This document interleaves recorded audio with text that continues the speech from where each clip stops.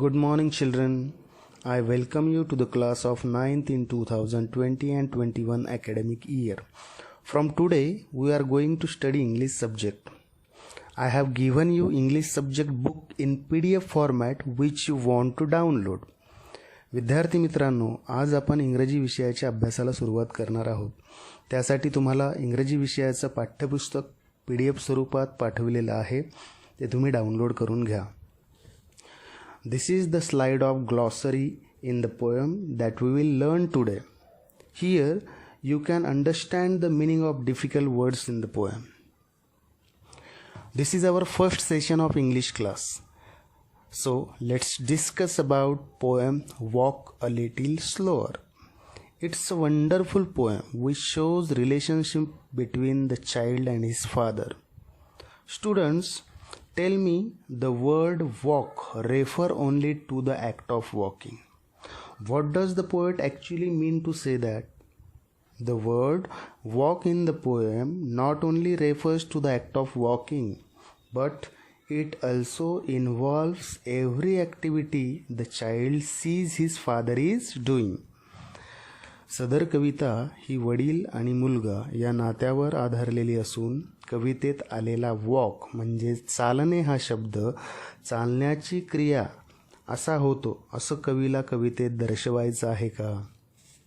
तर चालणे हा शब्द केवळ चालण्याची क्रिया नव्हे तर त्यामध्ये मुलाला त्याचे वडील करीत असलेल्या क्रियांचा समावेश आहे. Just as a doctor's son becomes a doctor, a lawyer's son becomes a lawyer, so a child follows in his father's footsteps. I will give one more fine example of footsteps of father. Mr. Baba Amte worked for the betterment of the Adivasis and people who were suffering from leprosy. His son, Vikas Amte, is working for the same cause. People say that he is following the footsteps of his father. ज्याप्रमाणे डॉक्टरचा मुलगा doctor, वकिलाचा मुलगा वकील होतो, म्हणजेच मुलगा वडिलांच्या पावलावर पाऊल टाकत त्याच दिशेने मार्गक्रमण करतो. बाबा आमटे यांनी आदिवासी आणि कुष्ठरोग्यांच्या कल्याणासाठी आयुष्यभर कष्ट घेतले आणि त्यांच्या पावलांवर पाऊल ठेवत त्यांचा मुलगा विकास आमटे याने सुद्धा तेच व्रत हाती घेतलं. आणि अगदी त्याच प्रकारे या कवितेतील मुलालाही आपल्या वडिलांच्या पावलांवर पाऊल ठेवत वडिलांसारखं यशस्वी व्हायचं आहे. आपण आज जी कविता अभ्यासणार आहोत त्यात एकूण 4 कडवी आहेत. त्यातील पहिलं कडवं, first stanza. I will read the first stanza, then I will explain it. Walk a little slower, Daddy, said a little child so small. I am following in your footsteps and I don't want to fall. Explanation. The speaker of the poem is a small child. He requesting his father to walk slowly or do action slowly because he is too small to follow to understand his father.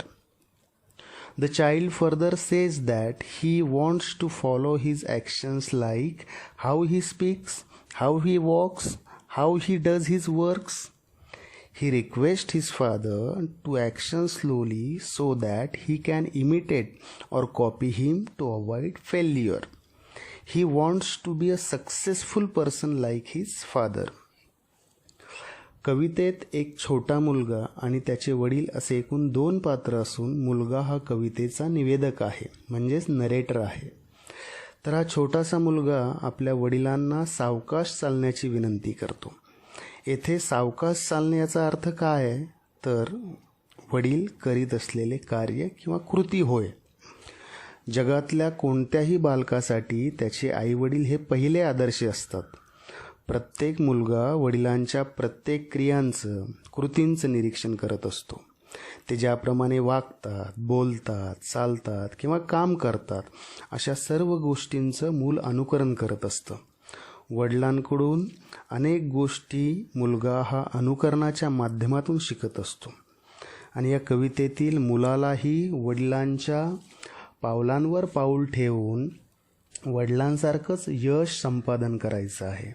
आणि म्हणून वडिलांना उद्देशून तो म्हणतो, तुम्ही करत असलेल्या कृती, तुम्ही घेत असलेले निर्णय सावकाश घ्या, जेणेकरून माझ्या लहान वयाच्या मुलाच्या ते आकलनात येईल आणि त्याचा वापर मी यशस्वी वाटचालीसाठी त्याचा उपयोग करेन. Now the second stanza. Sometimes your steps are very fast, sometimes they are hard to see, so walk a little slower daddy, for you are leading me. Explanation. He requests his father that his actions are very fast, so it is hard to understand for the child. He requesting his father to do actions slowly as he is his role model and he wants to follow on the paths of his father. He wants to imitate him as his father is a leader for him.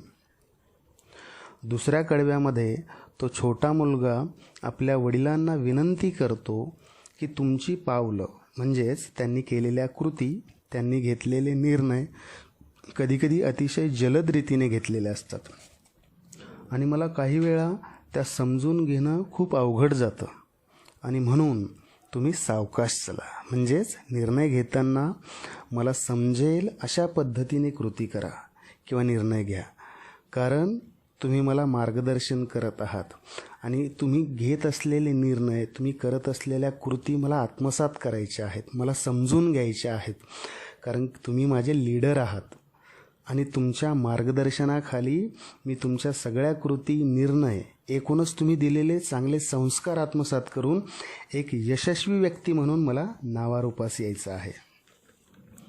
Now the third stanza. Some day when I am all grown up, you are what I want to be, then I will have a little child who will want to follow me.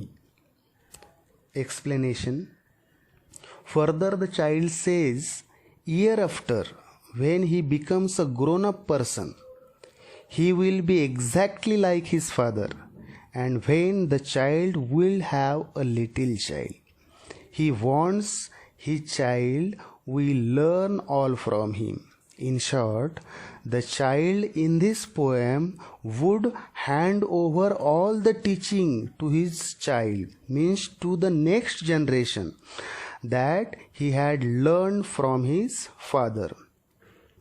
तिसऱ्या कडव्यात वडिलांना उद्देशून तो म्हणतो, काही वर्षांनी मी तुमच्यासारखाच प्रौढ व्यक्ती झालेलो असेल, म्हणजेच मोठा झालेलो असेल, अगदी हुबेहूब तुमच्यासारखाच दिसण्याने, कृतीने, निर्णयाने, एकूणच संस्काराने सुद्धा.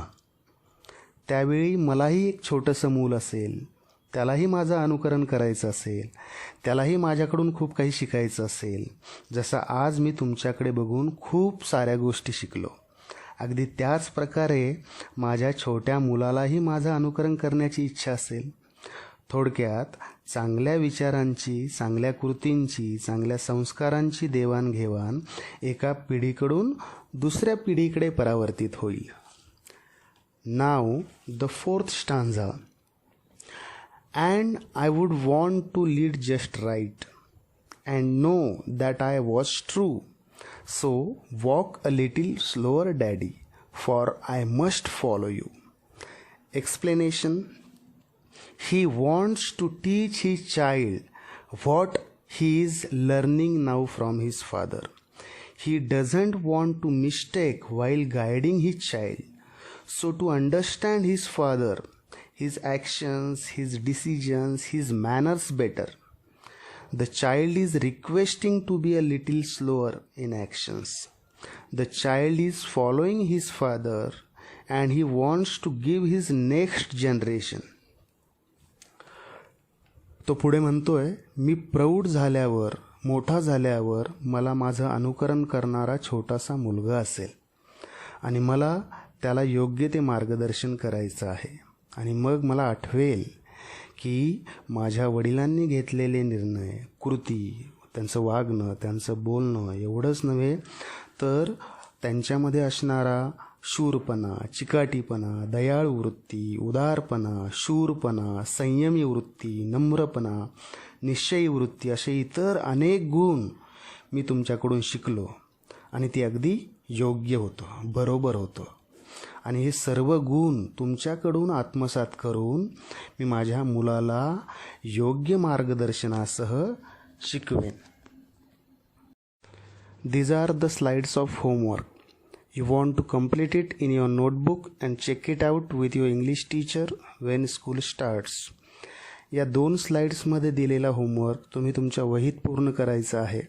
जेव्हा शाळा सुरू होईल तेव्हा आपल्या इंग्रजी विषय शिक्षकाकडून तो होमवर्क तपासून घ्यायचा आहे. Now it's our last slide. This is the format of question paper. It is very important for study planning. We will discuss on it briefly in the next session. Thank you.